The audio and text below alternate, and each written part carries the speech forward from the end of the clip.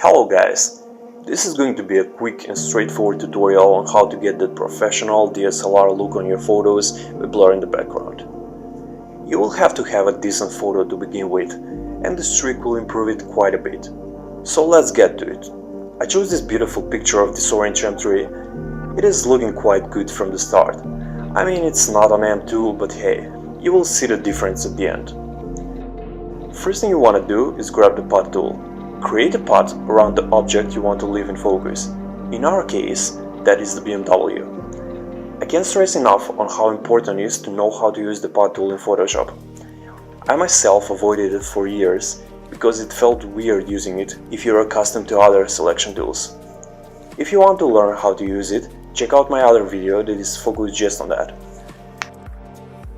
Take your time, but remember you could always go back to any point and move it with the direct selection tool. This part that is close to us is going to stay the same, so I'm not going to be too careful around the front bumper.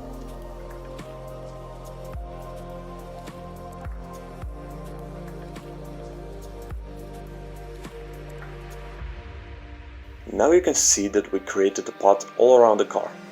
It is located in this tab over here. If you can't see it, make sure it is visible from the Windows menu. And if you click on it while holding Ctrl, it will select the whole area.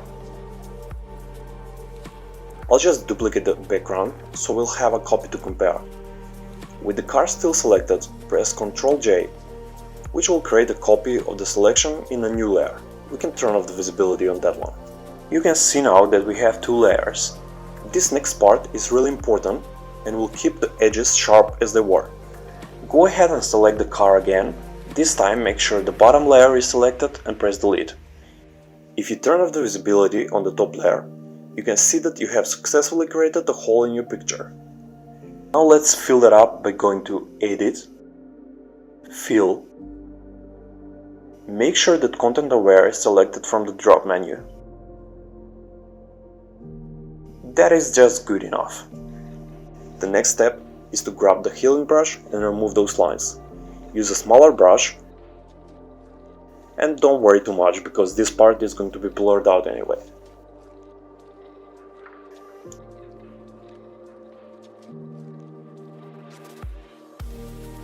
So we managed to separate the object in focus on one layer and the background on another. The next step is the fun one.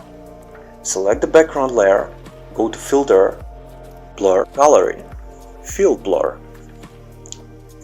Here you have the option to click on any point of the picture and adjust the blur level.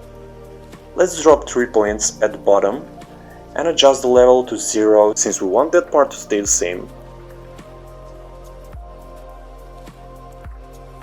Add 2 more above and set the level at 15. We'll add 1 more above them and set the level to 20 because that is the furthest point in the photo. You can add new points and adjust them as you like.